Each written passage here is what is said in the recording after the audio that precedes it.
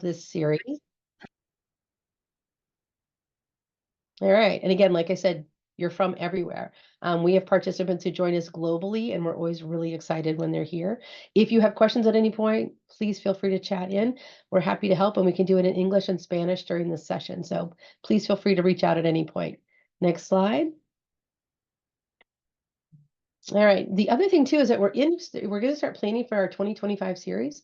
So please go ahead and use this QR code or use the link that we're dropping in chat and give us some feedback. What would you like us to see in 2025? We're thinking of a few topics already, but we'd love to hear from you and we love to infuse the series with your voice. So please help us inform the series and either use the QR code that's here with your phone or go ahead and use the link that's in chat. Next slide. Quick overview. We're just going to do a quick introduction of its team. We're going to get into a case presentation today. And we're also going to have the formal presentation from this amazing hub team who you're going to meet in a minute. And then we're going to ask you again some poll questions throughout the series, or the session today. So answer those as you can. If you have any audio, visual issues, we need something in chat, feel free to reach out to us. We have this amazing support team. They have support listed in their name. They're here to help you. If you need a resource, look for resource and you'll find those people, and we're happy to help you today. And just so you know, at the end of this session, we will be sending out all the resources and the recording from today. So don't worry, you'll have access to everything you see today. And Yvette, it seems like you missed part one. We're going to make sure you get that in the resources we send out too. Great question. All right, next slide. One of the things we do like to ask is that if you do unmute and chat in a question, please do not share any of your protected health information or your child's, which means child's name, school, providers, where you live, those kinds of things. Again, you want to keep that, private, that's close to your heart, and not share that on such a public platform. Next slide. The other thing that we always talk about is that everybody's different at different points in their journey in raising a child with autism. I know I have a son who's in his early 20s now, and it's very different from where I was when he was maybe 10. So again, just think about it and be respectful of where people are on their journey. They may not be as well into the journey as you may have. There might still be learning. So just think about that. Keep your chats positive in line with today's topic. And again, we always say that we can't really work individually with your child and with your family. We can only work with those who we see directly in the clinic. So we're always going to send you back to work with those providers or help link you to providers. And that's what our resource team can help you with as well today. All right, next slide. Well, a big thank you to the Autism Care Network. They are a funder of this series, and without them, we would not be able to make it happen. So thank you, Angie, and all the Autism Speaks team who helped make this happen. Next slide. And again, I think one of the things that's always important to say is that one of the things about Family Echo is that we really strive to take all the medical and behavioral information that we know is helpful to raising children with autism, getting it out of our clinic hands and getting it into your hands and into your home so that you can become more knowledgeable about this multidisciplinary team that you probably are already interacting with. This is a great example of just the team that I use with my son. At one point along the journey, we had, a medical team, an education team, an occupational therapy team, a speech therapy team. I had to do a whole dental program to get him to, allow him to get his teeth cleaned. So I'm sure you've been working in these areas. So we just want to talk about what those disciplines are, the care and treatment that are involved with that, and how we can help you learn as much as possible so that you feel like you're impacting care and treatment for your own child. Next slide. And again, the Family Echo the process of any Echo series is that we always do a welcomes and introductions. We typically talk about a case presentation, which we're going to do today. We want you to ask clarifying questions. We want you to make some recommendations and think about your own lived experience and maybe help to share that to help with the case discussion we have today. We're going to have the presentation. And then the one thing we're going to do is take everything that we talk about today and put those into resources and make sure you have that and help you think about next steps you can do, questions you should ask in clinic visits, resources you should share, things to think about. So it's really a dynamic learning environment, and it's really an all teach, all learn. So we all are here together to learn to take that next step together. Next slide. All right, so here is our amazing hub team, and I'm going to start it off with Lisa Nowinski. Fantastic. Thanks so much, Amy. My name is Lisa Nowinski, and I am the clinical director at the Mass General Hospital Lurie Center for Autism just outside of Boston. So glad to be here today. And I will pass it to Hannah Barton to introduce herself. Hello, everyone. My name is Hannah Barton. I'm also a psychologist, and I'm a psychologist in Columbus, Ohio, with a lot of our team here in the Child Development Center. So I do things such as evaluations and assessments, but then also behavioral treatment and working with kids and their families. And I'll go ahead. I don't know if I saw Amanda here today. If I didn't, then I'm going to go ahead and turn it over to Dr. Guide. Ellen. Hi, I'm Ellen Geib. I'm a psychologist as well at Nationwide Children's Hospital Child Development Center. I'm also here to represent a family and sibling voice. I have two siblings with autism. Uh, Now to Mary. Hello, my name is Mary. I'm a psychologist at Nationwide Children's Hospital in Columbus, along with Hannah and Ellen. So mostly do similar things to them at work. So very happy to be here and support this work. Shalonda? Hi, I'm Shalonda, a psychologist at the Nationwide Children's Center, Child Development Center, and do a lot of the same things. Also like to do a bit of intervention, and I'm also a family member of an individual with autism. And Sabrina, Hi, you're everyone. out, Yep, but you're here. Sorry about that. I got it. No, that's okay. I was going to be out. Hi, all. My name is Sabrina Long. I'm a clinical social worker at Nationwide Children's Hospital. Excited to see you all. Amy, do you want to do your quick introduction? You've met me. My name's Amy Hess. I'm a parent of a young adult with autism, Henry, and I'm also here at Nationwide Children's Hospital. And I'm going to hand it over to Nellie Valentine now. Hi, my name is Nellie Valentine. I'm losing my voice a little bit, but I am a proud parent, advocate, and educator at UCI Irvine Center for Autism in Irvine, California. And I represent 4 kiddos on the spectrum. Glad to be here. And I will pass it on to Maureen. Good afternoon. Thanks for having us today. I'm a clinical social worker at UCI Health Center for Autism and Neurodevelopmental Disorders, and I co-manage some of our equity efforts, including our empowering women of color group that you heard about in session 1, and you'll hear more from today. I'll pass it over to Angie. Thanks, Maureen. Hi, everyone. I'm Angie Fideli. I'm the Director for Clinical Programs in Autism Speaks. I'm also the leader for the Autism Care Network. And we're really thrilled here in Autism Speaks to be able to collaborate with Nationwide and host this Family Echo session. And the last session was a great session filled with a lot of information. So if you missed that, please make sure to catch the replay. And I look forward to hearing what all you'll learn from the UCI team and the rest of our hub team today. Thank you. I'll pass this all over to Andrew. Did you just go, Andrew? Yep. Thanks, Angie. Sorry. Thanks, Angie. No problem. I'm Andrew Nelson, Senior Director of the Autism Response Team here at Autism Speaks.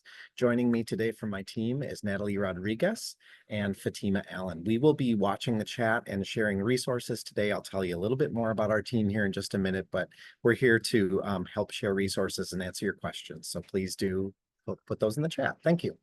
Back over to the Nationwide team. All right, and we are just a few members of your Echo support team here. My name is Anwaisha, and with me I have Michaela, Kyle, and Nick. So like Amy mentioned at the top of the hour, if there's any questions you have related to your connectivity and any resources, we will be sure to get those your way during the session and afterwards. So feel free to reach out if you have any questions. And I think I'm giving this back to Amy now. Thank you. I'm going to go ahead and say next slide. And Andrew, I'm actually going to hand it over to you. Excellent. Thanks, Amy. So friends, it's very nice to meet you. We are so excited to be part of this session and to learn from the speakers today. Our autism response team is a national team. We're across the nation. We're in all time zones, answering your questions in real time. So our team is trained to be able to listen to your needs and then help you find the resources in your area that you're looking for. So we'll help you find local service providers. We'll share information and toolkits and resources based on what you share with us. So we just wanted to call out really that this service is available to everyone at no cost. We have options where you can reach our team by phone in English and in Spanish. Email is also a great way to reach out to us. We have a dedicated English line there as well as a Spanish line. We have 4 bilingual Spanish speaking team members. And we also have a live chat feature via our website. So as you go today, let's say that you asked a question and you still have more questions about where you can find a particular service provider or maybe a community group in your area. I want you to remember our team's contact information, which we'll be posting throughout, and do reach out to us so that we can help. Our team will look forward to hearing from you and finding ways to support you. So thank you again for the opportunity to join today. All right, let's go to the next slide. And then we're going to hear more about the Caregiver Skills Training Program from Lucia Chaco, and she's also with Autism Speaks. Lucia? Hi, yeah, thank you. And thank you for having me join today. So I'm part of the public health team at Autism Speaks, and one of the programs that we are helping support and helping develop is the Caregiver Skills Training Program. It's part of the WHO, and you can go on to the next slide. And so the WHO Caregiver Skills Training Program really is geared towards caregivers between the ages of 2 and 9 who have developmental delays or disabilities, but really a specific focus on children with social and communication delays. We know in many parts of the world that access to services can be hard to come by or delayed in some way. And so we want to make sure that there is a resource for families to be able to support their children in the home and kind of give them the tools and the skills that they that could help them in supporting their child's development in social communication, daily living skills, and also in positive behavior. Next slide. So this is just a little bit about the structure and content. The package itself is meant to be delivered in person, but we have other options, which I will share in a moment. So it was originally developed as a 9-group session, 3 home visit package. But the content that we talk about and we cover is about sharing engagement, really helping support caregivers in having engagement with their child in an interaction, be it in home routines, play routines, and out in the community, and what that might look like. We help caregivers understand what communication is, and that communication is not just the spoken language, but also gestures, body language, eye contact, and really understand how their children are communicating and being able to help promote more advanced forms of communication. Also talking about behavior and understanding that behavior is also a form of communication, and so that really trying to understand what some of these behaviors are trying to tell them, and helping the child show more positive behaviors. We talk about teaching skills for everyday life. So this is something, like breaking down tasks like brushing teeth, dressing into small steps and being able to teach one step at a time. And so we help support caregivers in some of these goals that they might have for their children. And then, of course, we really value the caregiver well-being component. And so there's a session on that, but we try to incorporate that into group sessions as well with a brief wellness activity, making sure that self-care is also considered as they work to learn these skills as well. Next slide. So as we developed the program, we wanted to make sure it was something that was effective. And so there was field testing before it was released publicly. So just some of the outcomes that we've seen for caregivers: reduction in caregiver stress. We've seen an increase in child communicative gestures, which we know is predictive of language development. Parents report improvements in child behavior, as well as improvements in daily living skills. So great things coming out of it. And we continue to have research come out of the implementation of this program in different sites. Next slide. So the key resources I wanted you guys to take away from today is this e-learning ECST. So it's the same program, same skills, same strategies that you would be learning in the full program, but this is something you can access now. It's free, it's accessible on openwho.org. And so anyone can sign up and take the course, learn the skills and strategies. It's self-paced, self-directed. It's currently available in English, Hindi, Marathi, and Yoruba, but it's being translated in other languages as well. So it will be accessible to multiple communities in different languages as needed. Next slide. And so with the structure of ECST, again, I mentioned it's self-paced, but it is about 8 hours long. It's not expected to be done in one sitting. There's 15 modules that you would do over time at your own pace. And there's a caregiver journal that helps caregivers as they go through the course themselves to really reflect on what they're learning and guide you through the course. And so this, again, I wanted to highlight as a resource that you can use now. With the CST package as a whole, it's often delivered at organization level or at system level. And so it's not always accessible in all locations. And so we want to make sure that you have access to the information, even though you might not have a CST site locally. Next slide. And just for more information, you can go to our website, autismspeaks.org/CST, and you can get all this detail there. And you'll have a link there as well for the ECST program. We also have quick tip videos that we've put together that you can watch on our YouTube channel. And that's all I've got. Excellent. Thank you, Lucia, for being here today and sharing that with us. We're hoping that we possibly will have some of this in our series for next year, so keep an eye on it. If you need more information, please reach out to Andrew or Lucia. They are here to support as much as possible. All right, next slide. We're going to just do a quick so we work with Project Echo, which is based out of New Mexico. They do a lot of different Echo series. And one of the things that they're doing is they're doing some research on just the Echo process. We're going to drop a link to a research study that's in chat today. It's about 12 questions. It takes about 5 to 10 minutes to do. None of your information is going to be collected as far as identifying who you are. It's completely optional. If you would like to participate, that's great. We're even going to send it a couple of times to you just so you have it in case you miss it today. But again, it's not an evaluation of you. It's really just about the Echo process and how it works. And so if you would like to do that, that would be great. We're always here to help other Echos, especially the Echo Institute, learn more about what Echo can do for learning for individuals. So that is in there. So if you need it, please fill that out. If you need it again, just reach out to us. We'll drop it in again for you. All right. And now I think I'm going to turn it over. Well, actually, one more slide.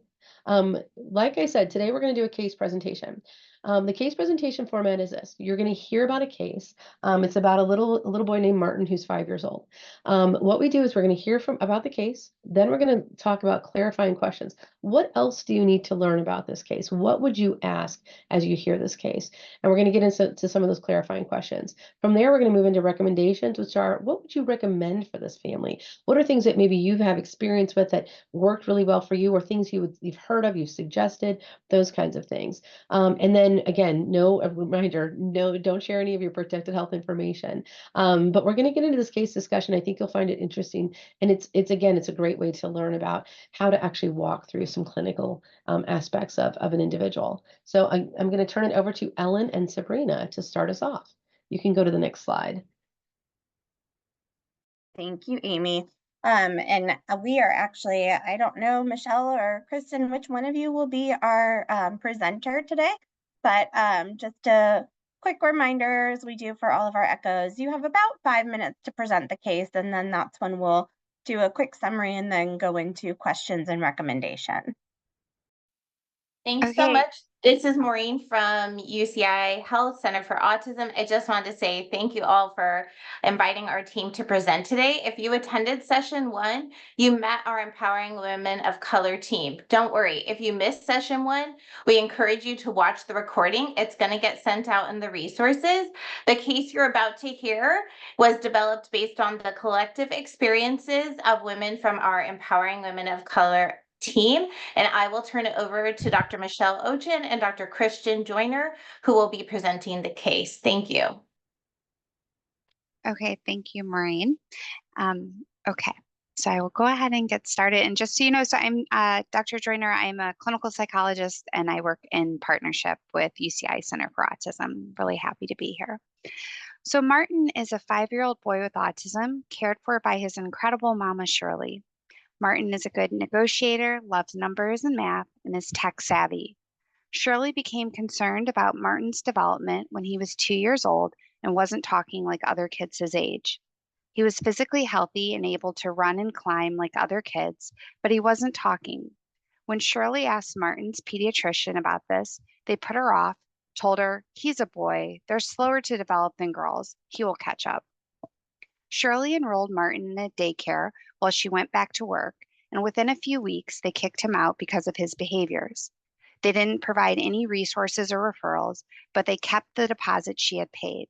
Scrambling to find another daycare so she could keep her job, Shirley was able to get him enrolled in a childcare center, and after a month, the director approached her and said, "I don't want to upset you, but I have some concerns about your son. I think he might have autism." Instead of kicking him out, this daycare offered support as she navigated the systems to get him evaluated. Shirley didn't go back to the same pediatrician. She called her insurance and asked to get another doctor. After seeing the new pediatrician, Martin was referred to see a neurologist where he got a diagnosis of autism, but no help in connecting to any therapies or services. Shirley was on her own to figure out how to do all of that. Her new pediatrician was supportive, but did not have a lot of experience with autism. Shirley started calling places for Martin to get started with speech therapy and occupational therapy, and everywhere there was a waiting list.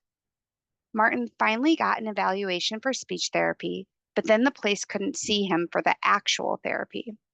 The insurance the insurance approved him to go to a different location, but they required him to have a new evaluation rather than just working from the evaluation he already had. When Shirley took Martin to the speech evaluation appointment, it was the same speech therapist that did the first evaluation, now just working in a different location. It was frustrating to feel so concerned about her son and determined to get him help, but as though the world was responding as slow as molasses. To get ABA therapy was also a long struggle. Shirley scheduled time on her calendar every Monday for calling therapy places. She decided she would just keep calling around until someone said they had an opening. She would ask, "Do you have any cancellations?" and see if they could get him in. Eventually, Martin was able to get an appointment and start ABA therapy. Shirley has learned a lot from ABA providers, especially the importance of routines for kids with autism and how she can build routines in the home to help him to be successful. Shirley also learned about positive reinforcement and how to encourage the behavior she wants to see from her child rather than scolding him when he does something wrong and expecting him to learn from that. Shirley was raised with a very different parenting style, and it has been challenging to incorporate the new strategies at times, but she sees how it is working well for Martin, and she knows this is also teaching him how to regulate himself better in the future. Unfortunately, at the start of summer, the ABA therapy stopped because the company was short-staffed, and Shirley is still waiting for them to restart his care. It has not been easy, quite the opposite. Martin has had other health issues along the way, including anemia, allergies to milk, and stomach issues. Shirley has a notebook she keeps where she can write down when she makes phone calls or if she needs to follow up with a therapist or teacher. Sometimes she gets the runaround, but she stays determined that she will find a way. When she feels like she's getting set back and forth between two offices, she quickly says, "Let's do a three-way call. I'll get the other folks on the line," and then dials them so they can sort the issues out in real time. Sometimes she feels like she has to prove to a provider that her son is having the issues that she shares.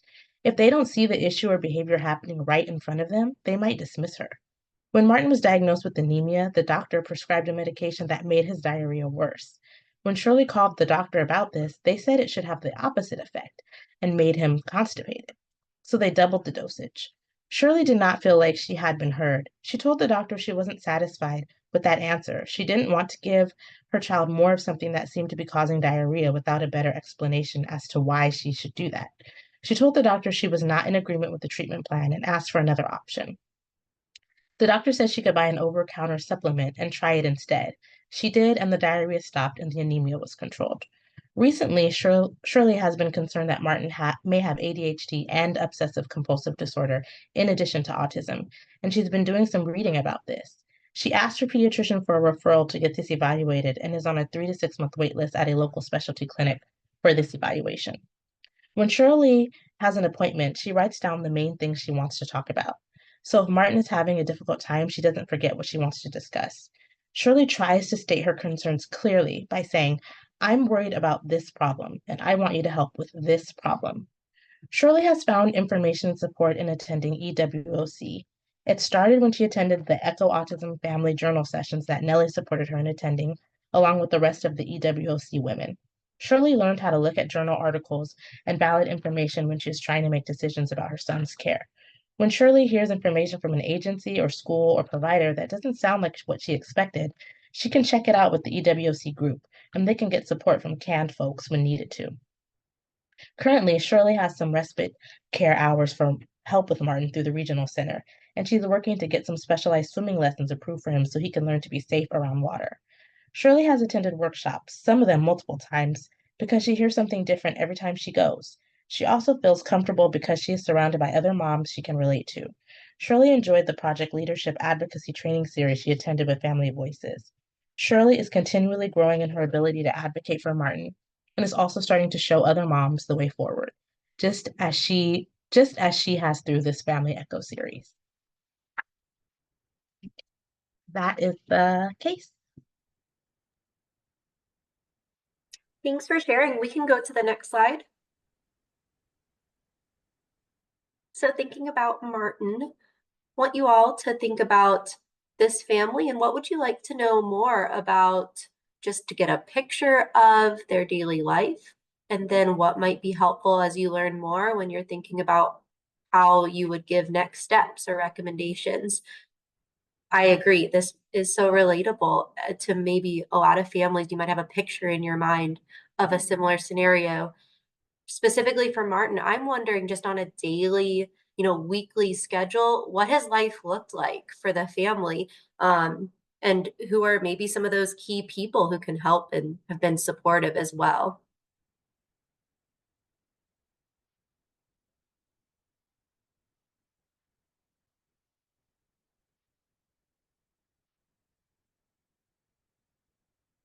So Kristen, thinking about Martin, yeah.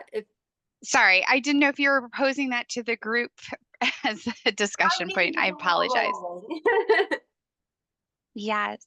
So just as I want to highlight, as Maureen pointed out, this is a hypothetical case. And so in terms of his day-to-day life, we're thinking in general what this might look like. But um, when you think of who are the people that can help, I think this story really highlights, well, the points of contact with all the different systems of care, like the pediatrician, the ABA providers, the um, speech therapists, and just wondering or wanting to be able to work with those individuals in a more supportive way. And I clearly, like the daycare, I think it highlights how there was an individual who really took the time to support Shirley to get her on the path to an assessment.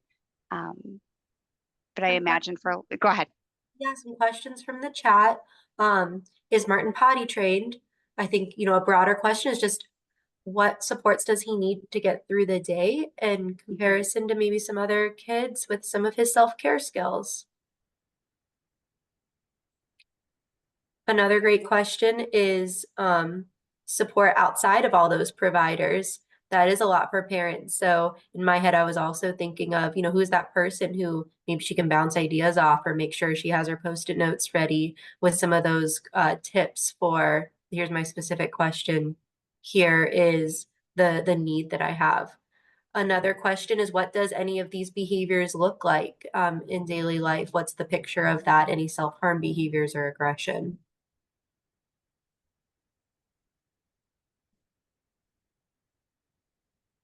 Another question from Stephanie: are there ways that the parent can support Martin, since we saw that ABA services have been paused for a moment? And sorry, just as a response to that, or to highlight some of these points that you're making, I think number one, you're saying, for mom to write down things. And I think this case example helps to show the power of like connecting to community.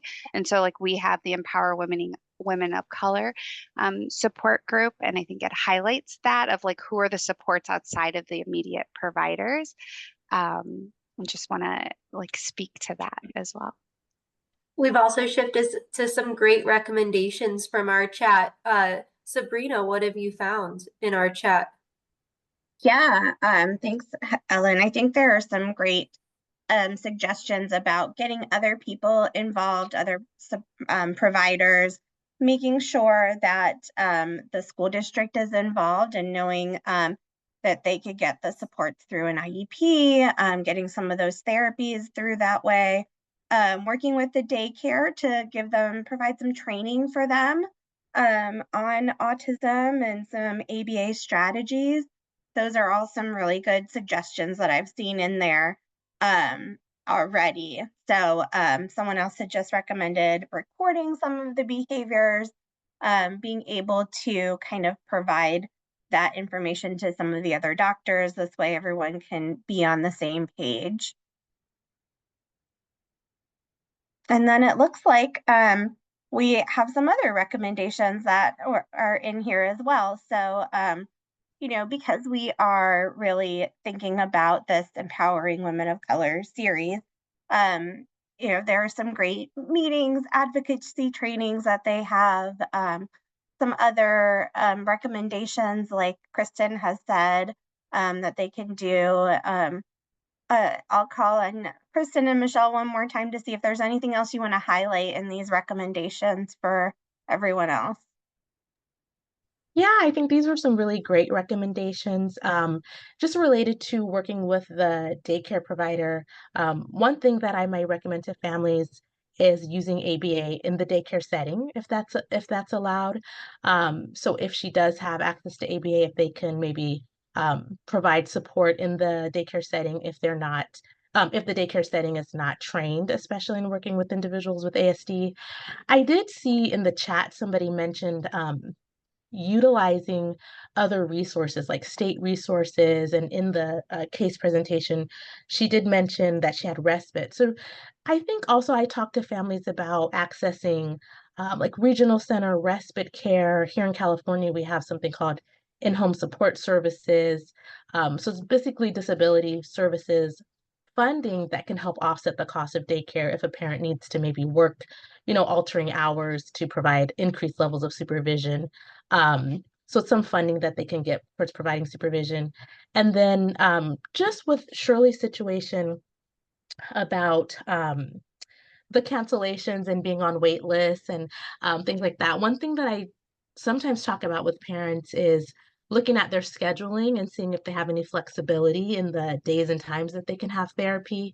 I know that's a very common struggle that families go through is, okay, they finally get the authorization for speech, but then they're booked up at the times that they want to go because of work schedule or things like that. So maybe even utilizing like federal resources that may help them to have like job protection, to have changes in their schedule to get therapy maybe outside of peak hours, like family medical leave, things like that. So maybe they can go, you know, during their lunch break to take their child to therapy as opposed to during those impacted times. So those may be some recommendations for Shirley as well. Thank you so much, Michelle. And thank you, Kristen, for bringing this case to us and for all of your support with families. And thank you, everyone else, for your suggestions and thoughts. We can move on. I think I'm going to pass this on to Maureen and Nellie. Yes, good afternoon again. Thank you so much for the opportunity to present Shirley's case and Martin's case. We have many team members here today, including Nellie Valentine, our parent advocate and educator that hopefully most of you met in session one, Dr. Joyner and Dr. Ochin that you just heard from. They provide workshops to families that are involved with our programs. And then the Empowering Women of Color Moms that you heard from in session one, who also be sharing some final recommendations and inspiration for parents toward the end of this session. So stay tuned to hear from them. I'm excited to turn the session over to our colleague, Dr. Candace Taylor-Lucas. She's an associate clinical professor at UCI Health, an incredible pediatrician, and the co-director of the Prime Lead ABC program, which she'll be discussing among other things today. Thanks, Dr. Lucas, for joining us. Thank you so much, Maureen. And I just want to make sure you're all able to hear me okay. Wonderful. So it is just such an honor to be among each and every single one of you in this room. And I am delighted to be able to speak with you about Prime Lead ABC, but even more so to be able to learn with you. And I really want to step back into a comment that was made at the start of this session by Amy Hess, where she said, all teach, all learn. that statement just resonates deeply with me, and it's a pleasure to also speak with you about spaces that our students learn in. And so if you can please advance to the next slide.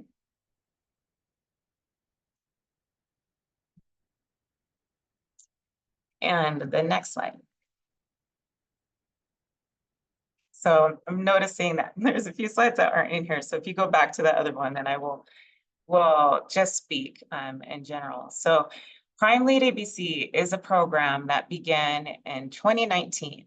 And in 2019, we had a vision for really creating a space that would support the growth and development and celebration of the diverse talents of medical students who want to and who work to prioritize the health needs of African, Black, and Caribbean communities.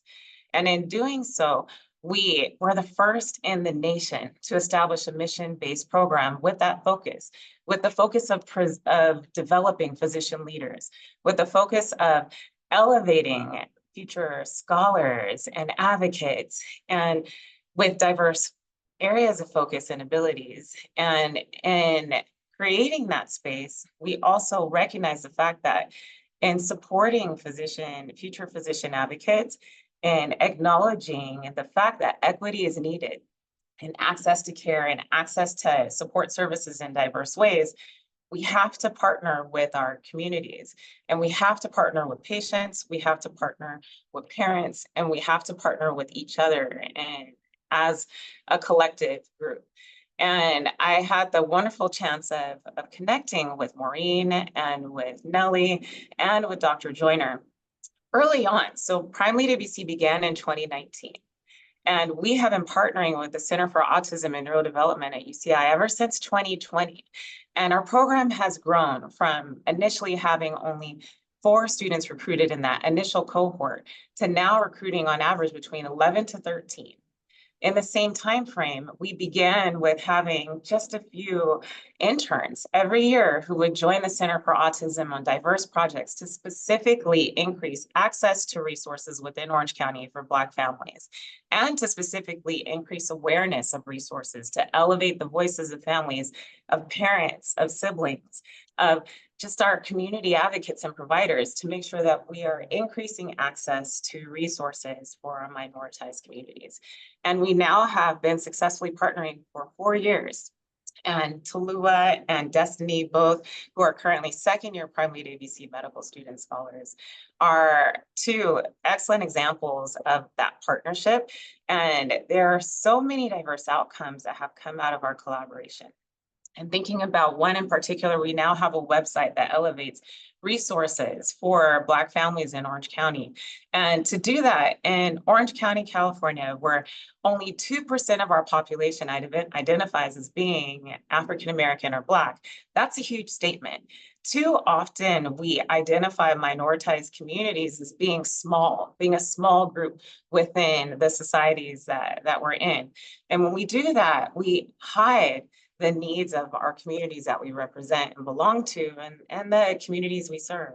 So I'm a general pediatrician, and I work with both UC Irvine Health and also now with Chalk Children's Hospital, Orange County as well. And I care for patients with autism. I am the family member of a child with autism. I am the sister of someone who used to be an ABA therapist, who also is a kindergarten teacher, educating neurodiverse youth and celebrating the diverse abilities of children in our classroom. And the experiences that I have contribute to my learning, but the experiences of my patients, their parents, they all carry volumes, and their voices aren't always heard.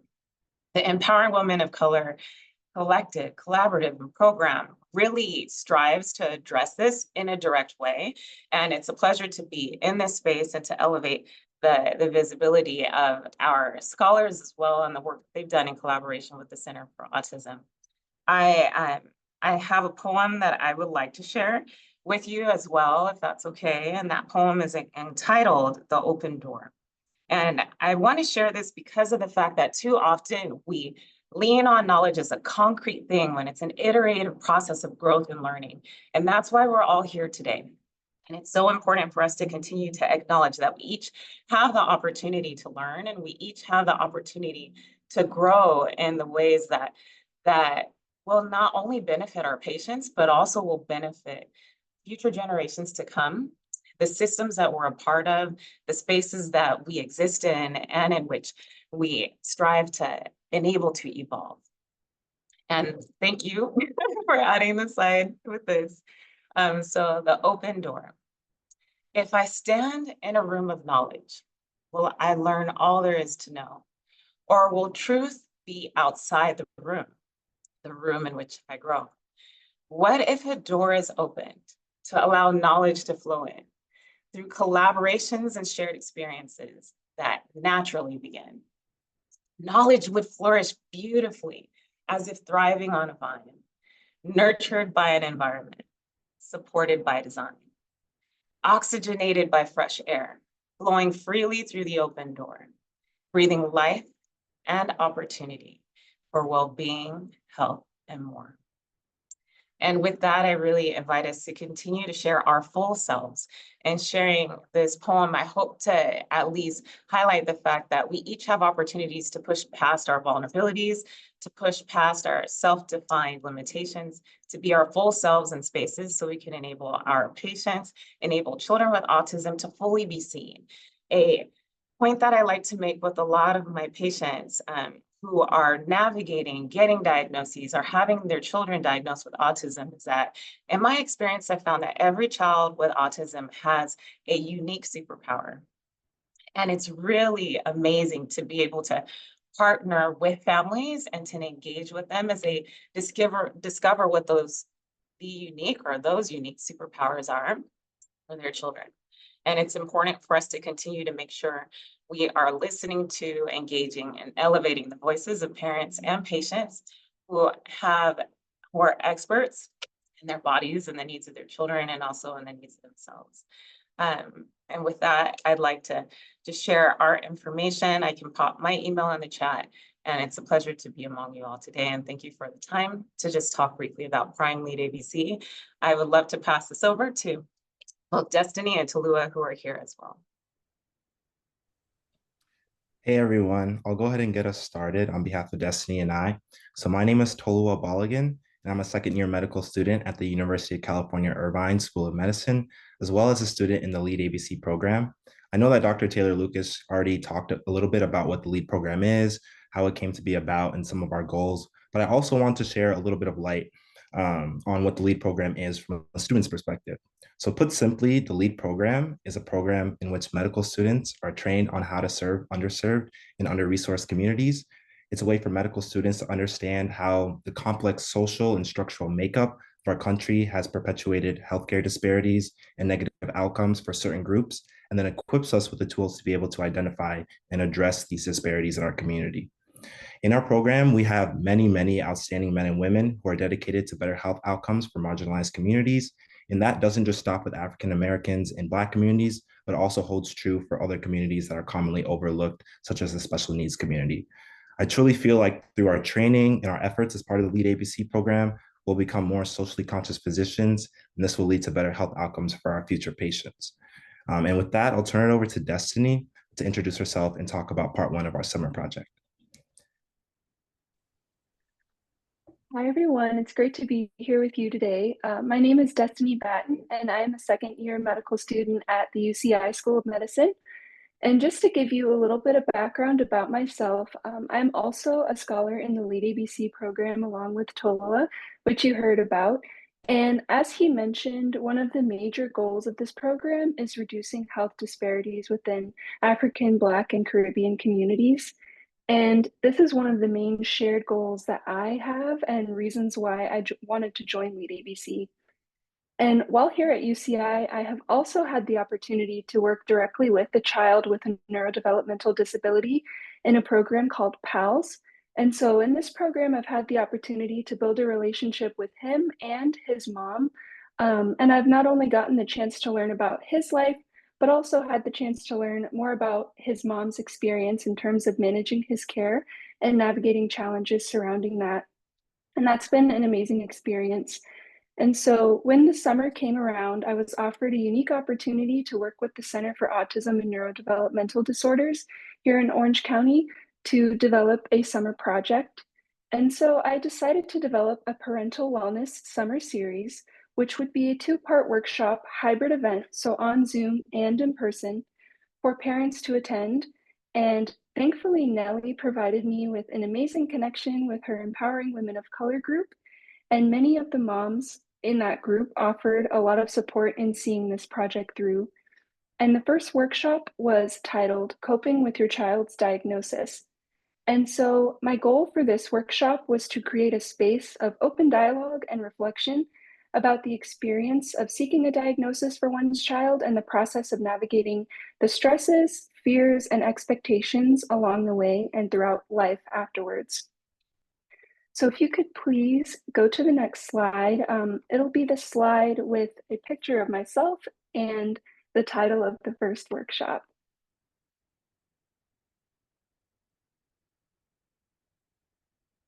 Just a little bit further, please.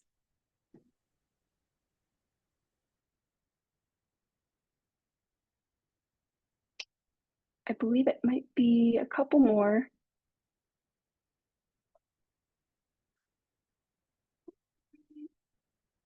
Okay, perfect. This is great.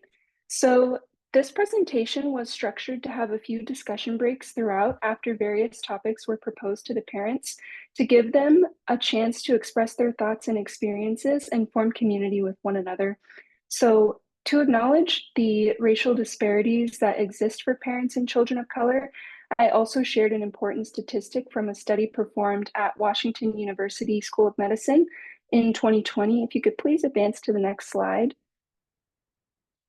So this statistic states that on average, white children receive a diagnosis of autism at the age of 18 months, while Black children receive a diagnosis at the age of 5.5 years. So it's important to note that racial disparities are prevalent here and that there are difficulties that families of color and their children face when navigating this process. And so some of the topics that we discussed included survival mode, which can be thought of as the reality of getting by day to day, doing the things that you have to do as a parent, but feeling like you're running on empty. We also discussed interactions that parents have with physicians, navigating misdiagnoses, and balancing relationships and expectations of other family members. And so after reflecting on these difficult topics, we also discussed multiple local resources that parents could use to assist them in the process of getting a diagnosis for their child, and as well as assist them with navigating life after the diagnosis and finding community and support among their peers. And so one of those resources that we discussed was actually the Autism Speaks toolkit. And we heard from Autism Speaks earlier, which is a great organization.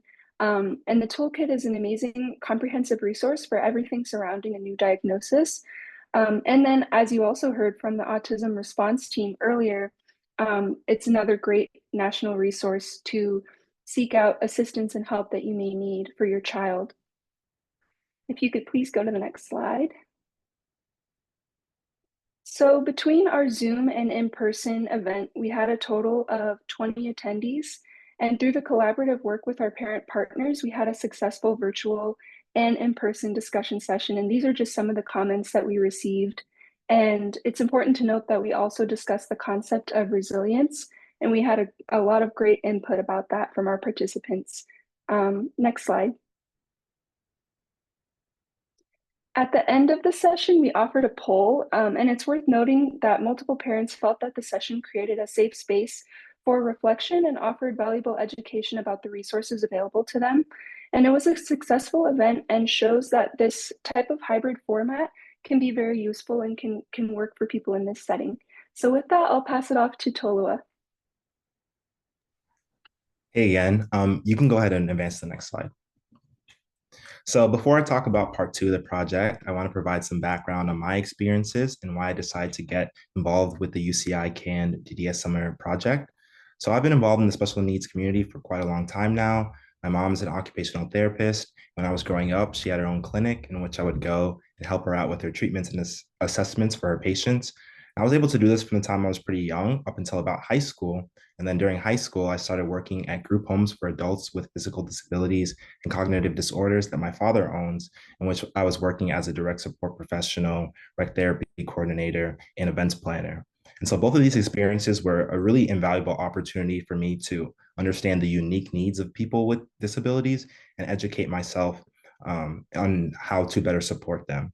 And so I was able to work in both of these spaces throughout high school and college. But when I came to UCI, I kind of thought that my time in the space had come to an end, at least until I was done with my medical training. However, this summer, I was exposed to the opportunity to work on this project with Destiny by Dr. Taylor Lucas.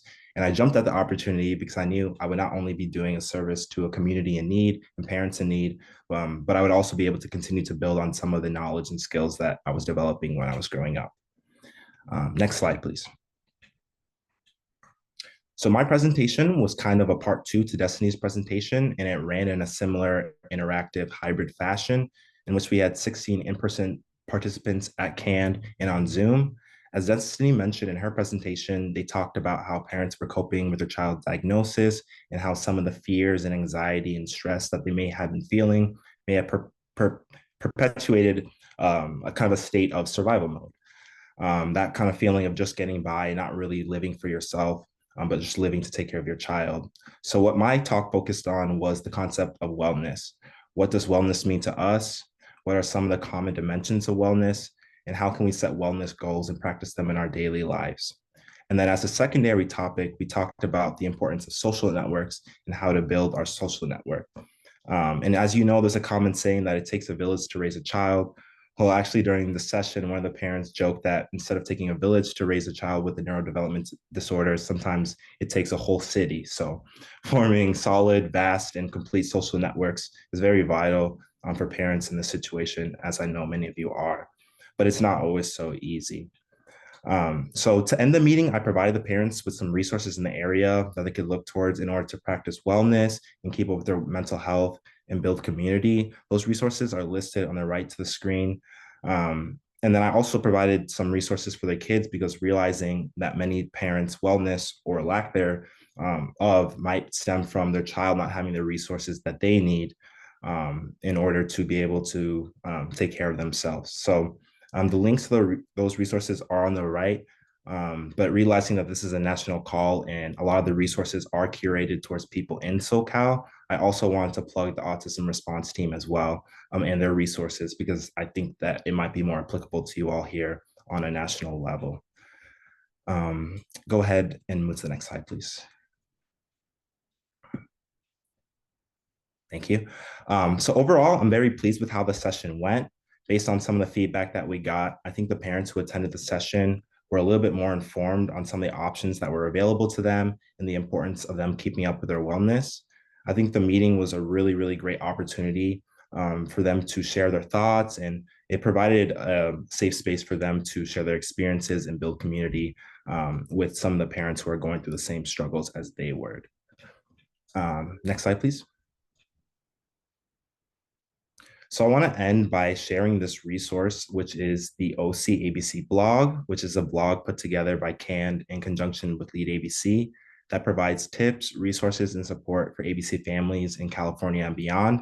I had the pleasure of writing a brief column regarding the importance of recreational activities for parents of children with neurodevelopment disorders that I encourage each and every one of you guys to check out if you have the time. And I hope you find the content helpful and also the other columns on the site helpful as well. So the link to the blog will be shared via email with the resources as well. And so on behalf of Destiny and I, we thank you all for being here and listening to the work that we have, work that we did this summer, and we look forward to continuing to support communities in need in our future as physicians. Thank you.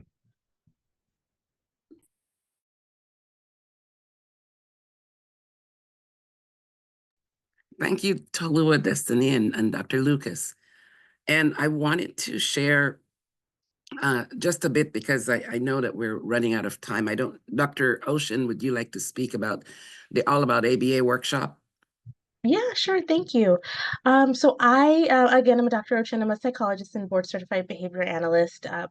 I work with the Center for Autism in Orange County, and twice a year I do a workshop that's all about ABA. It kind of discusses what is ABA, how do you get it, how can you work with your service provider, and also kind of like what ABA may not be the best for. So it's about 90 minutes, deep dive into ABA. great for people just accessing ABA and wanting to work better with their service providers. Thank you. Dr. Joyner? Yes, and similarly, I also provide a workshop called From Power Struggle to Partnership, that's focused on the social emotional development of young children. It really focuses on early childhood, so great workshop for parents if you have a child who's under the age of 3, and talks about how to build that relationship in an effort to improve behaviors and overall well-being. Thank you. And I facilitate a workshop supporting early childhood. Lots of great information. And we do this about 4 times a year. And all this information is in our resources. Next slide, please. We also have a child developmental screening for persons of color, children of color, coming up November 15th.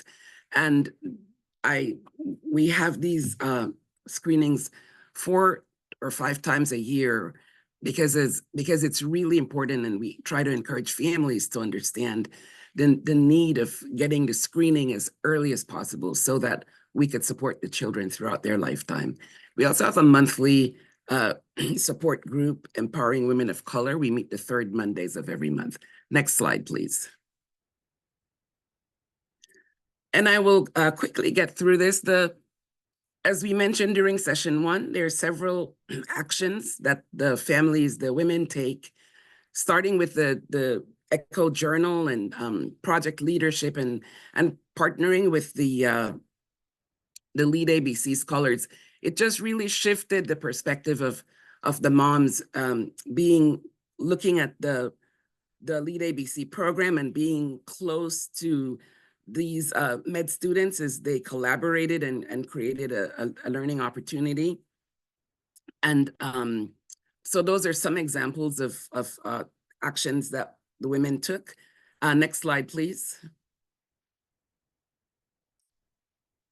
We also did outreach in our community. We participated in a Juneteenth festival, and one of our moms, Cecilia, designed the tablecloths and the backdrops on our t-shirts. So we really enjoyed that collaboration. Next slide, please.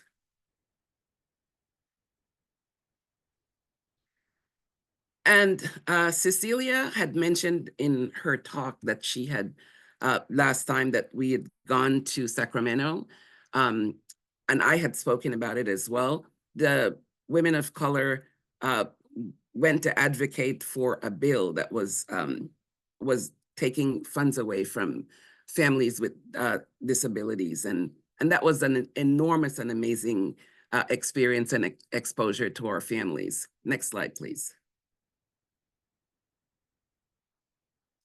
And now I want to invite the moms to give you, the last time we met and you saw the videos, you saw this dark caption of the difficulties that the moms experience, and as you heard in the case presentation as well, lots of challenges along the way.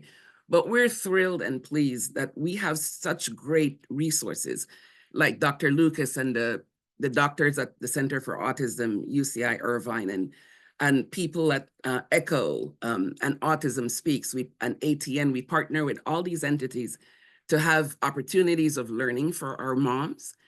And so I just want to have them give you a very brief summary of you saw in the video where they started, and now we'd like to tell you where they are. But we'll first start with a poem that Lee wrote, and then the women will all just turn on their mics and tell us all where they are at this point and parent action steps that they took. Go ahead, Lee.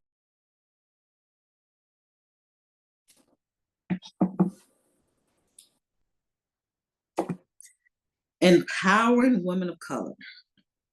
Plagued with this stigma, statistics, and language barriers, treated unfair and different because my skin was kissed by nature's sun.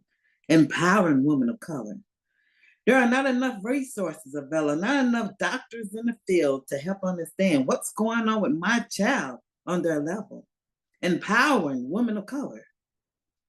Family state of mind is in denial, crying on the inside, trying to have hope for the child while we, the parents, fight to advocate for equality for our child, empowering women of color. Seeing the hurt, the glass stains, windows, delays, head banging, what's inside autism spectrum disorder with autism physical ailments? What folks place a label on my child due to the color of their skin? We will give the world for our children to be seen for who they are. Our kids may be delayed but not denied. We are here to fight the good fight, empowering women of color. So when you see their mother, don't be alarmed. Embroidered on my chest will be EWOC with the fist of equality, keeping my child from harm. The cape of advocacy wrapped around my shoulders as I fight against these stigmas, pulling one label off at a time while spreading resources to the village, to one another. We are here to take a stand. So be empowered, women of color. Thank you. Thank you, Lee. Aruna?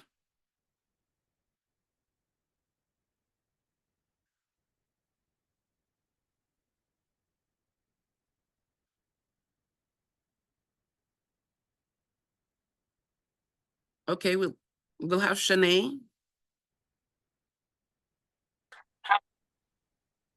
Son had his diagnosis, and ever since then, my sole mission was not really trying to have him become more palatable to the world, but to have the world and society become more understanding of him. Although I had no idea what I was doing, my vulnerability and open-mindedness, as well as my never-ending want for answers, led me to where I am today. Starting out, we had no village, but being open about my child's diagnosis led me to finding great support systems, resources such as the Regional Center of Orange County, as well as organizations such as Empowering Women of Color, where I'm able to voice my concerns, gain insight, and hear from licensed professionals on how to ensure success for my child's future. This has created even more opportunities for me as it has encouraged me to go back to school and get my degree. 1 second, sorry. Um, where was I? Yes, this has created even more opportunities for me as it has encouraged me to go back to school and get my degree, as well as in psychology. And then I was able to join the Medi-Cal Member Board Advisory Committee, where I continue to advocate for those who are unable to get adequate assistance in both physical and mental health. I've always had a strong passion for helping others, as I truly detest when people have to experience hardships when it was never warranted or could have been avoided. Unfortunately, people of color experience this the most, so I'm extremely drawn into helping my community in every way, shape, and form. Being a care team leader to my son is such an honor and privilege, as I know that through my work, especially with empowering women of color, I'll be able to help end some of the health gap disparities that so many face today. Nedra. Hi, my name is Nedra. During my advocacy journey, I've discovered a profound sense of enlightenment. This awakening fueled my determination to work smarter, not just harder, to find the most effective way to support my children and others in need. My commitment to learning is unwavering. I've set a goal to master 2 new skills each year with the aim of becoming a seasoned professional in 5 years. My current focus is on gaining a deeper understanding of the IEP process, a crucial aspect of advocating for children with special needs. Most of us know how difficult this process and jargon can be, but a valuable learning opportunity. Being a part of various parent groups have not only expanded my knowledge about autism, but also empowered me. The platform provided by Empowering Women of Color has been a significant catalyst in my care team leadership advocacy for my children, inspiring me to do more. The support and shared purpose I found in this community have been a powerful force in my journey, and I encourage you to seek similar platforms in your advocacy for children with autism. My journey is a testament to the power of determination and the value of seizing opportunities. I hope my story can also inspire and motivate you in your journey of advocating for your children with autism. Thank you. Thanks. Elsa? Hi, I'm Elsa. So since I've started my journey with empowering women of color, I've learned to become a stronger voice, advocate, and a care team leader for my son. Navigating the world of therapies, assessments, and doctor's appointments, and the understanding of what autism is, has been a challenging, but not without the support of this community. I found a community within empowering women of color. As we have participated in workshops, we have gained the tools to become the voice for our children. After participating in workshops and learning that I'm not the only one that goes through this, I've been able to take action for my son. I have advocated for new assessors for my son's occupational therapy. I've advocated for services that I know my son has been needing and deserved. And I've spoken out loud about things that have concerned me when it came to his care. I'm also graduating this spring with my degree in psychology, and my goal is to continue with my master's in social work. This will help me have a better understanding of my son's diagnosis and help navigate his needs better.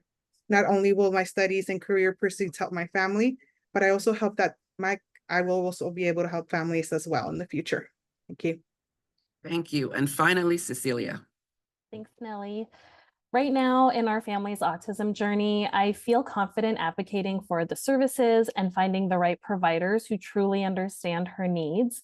It's crucial to have transparency and open communication with everyone on my daughter's support team, so I've become unapologetic in calling meetings, whether that's with the school or an all hands with her BCBA, SLP, and OT. I've become very involved in my daughter's elementary school, and last year she was recognized by the mayor for being an outstanding and well-rounded student athlete. And this was a recognition that was not specific to her special needs or her neurodivergence. It was a recognition for her as a student. Last year, I joined the California State's Interagency Coordinating Council on Early Intervention. And earlier this year, I traveled alongside some of my fellow empowering women of color that are here today up to Sacramento for legislative meetings, having a chance to turn my advocacy into tangible action. I will say that while I put on a brave face and will do whatever it takes for my daughter, I often find the need to give myself grace. Being a care team leader is tiring and incredibly stressful and a full-time job on its own. But my daughter is my why, and I've quickly learned that my story and experiences matter and that I'm not navigating this journey alone. So for the families out there that may be feeling isolated, there's a community out there that's ready to listen, ready to empathize, and ready to walk alongside you. Thank you.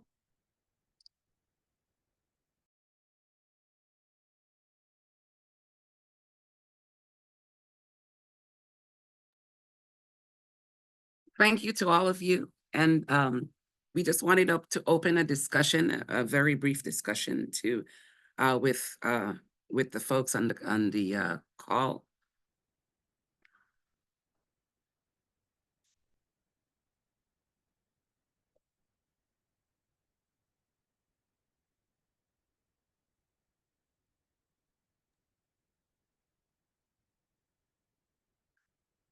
Is there a step that you feel you can take to facilitate your children? And I know you've put a lot of answers already in the chat.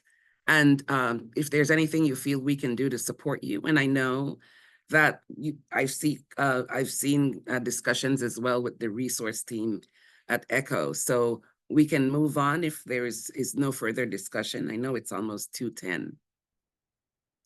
We have a learning loop where what you've learned from part one was to participate, to learn and share. Next slide, please. And today, show up, build your knowledge, network with others, share information and strategies, advocate to build your skills, and encourage families to learn and share. Next slide, please. And so our goal ultimately is to help strengthen the care team leaders. You are partners in care for your children and adults.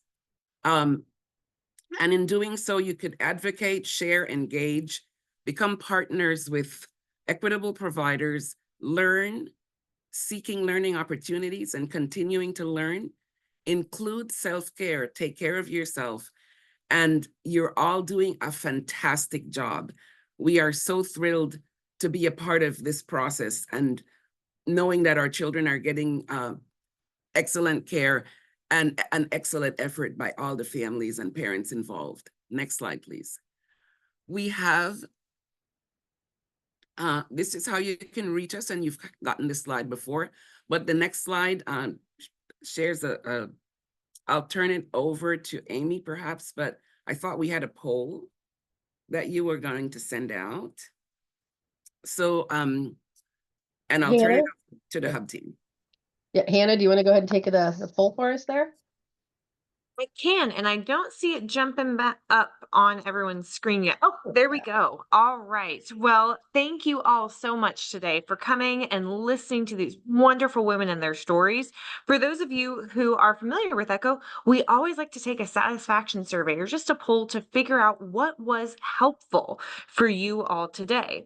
This is also our final ECHO of 2024. And as Amy has said, and a lot of our other team members have said, we are interested in kind of hearing what people thought about today. And especially as we're planning for the future. This was the first time that we introduced the women of color and supporting women of color and their families. So I think it would be really helpful to hear what you all thought from these amazing speakers.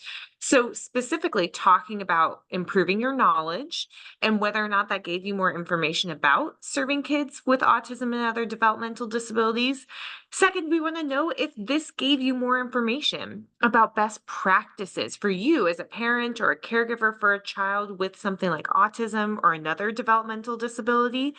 And then we also want to know if this is something that you plan to use in practice. A lot of times we learn things, but might have a hard time applying them. I think today we gave you some information, but we also want to know if that information hit home or if you think you'll be able to apply it. And then we also want to know what you thought of that vignette at the beginning. I'm already forgetting the child's name. I think it was Mark, but I remember the mom was Shirley and she was amazing. So we would like to hear as to whether or not that vignette was really meaningful or whether that gave you a nice example. So again, this poll is going to stay up for the next little while. I'm already seeing that a lot of people are completing it. We've got about 64% of you have been able to fill out the satisfaction survey. Please go ahead and continue to look at that survey. And then also, I think that we should be dropping in, yes, we've got the ECHO survey, and then we also have information, another survey in the chat, thinking about upcoming ECHO topics as we're planning for 2025 and some of those that would be of interest to you, because we talk about new things every year and we're interested to hear which ones are relevant to you and which ones you would like to see. We're at 68%. Yeah. Thank you, Hannah. I don't know that we have a thank you, Hannah. I don't know that we have enough time for questions today, and I haven't really seen any in the chat. Lisa, did you see anything in there that you wanted to address? Nope, I think we're good to go on to resources. All right. Excellent. We're just going to share that again, all of the resources that we've compiled with this series, meaning these last two sessions and all of the sessions beforehand, are going to be sent out to you. And here's just a quick overview of what some of those are going to look like. And again, you will have access to all the recordings as well as all the resources once that comes out to you. And if you registered, that's going to come out to you. So don't worry about reaching out to us. We know what to do there. And then Andrew, did you want to say anything else about key resources from the art team or with Autism Speak? Well, first, let me say that today was so helpful and we've learned resources from the presentation. So that's great. In the resource package, you'll see links that come from Autism Speaks and our team. Just encourage you that if you don't see a resource that fits your need, please reach out to the team. We're happy to track those down for you, get you connected. And yeah, just thanks again to everybody for the vast amount of information shared today. Thank you, Andrew. All right, and I think on our final one, again, we're in planning for 2025, so please use the QR code or use the link and help us to inform the series and what you'd like to hear more about, and we will build the team and make it happen. Thank you for being part of this series today. Thank you to all of the guest speakers. We really appreciate you sharing your knowledge and your resources, your time, and it's incredibly valuable to help to build families like ours as care team leaders leaders so that we can become better at what we do, more knowledgeable in what we're doing, and share that with all of the people that we come into contact with. So again, thank you to everybody. Thank you to this incredible hub team who have been here for over 60 sessions at this point. Some of you are probably in the 65 sessions. So thank you for that. This is the final session for 2024, and we're excited to see you in 2025. So again, fill out the surveys, send us your feedback, and we will build topics for you. And we hope to see you in 2025. Thank you, everyone. Have a good evening.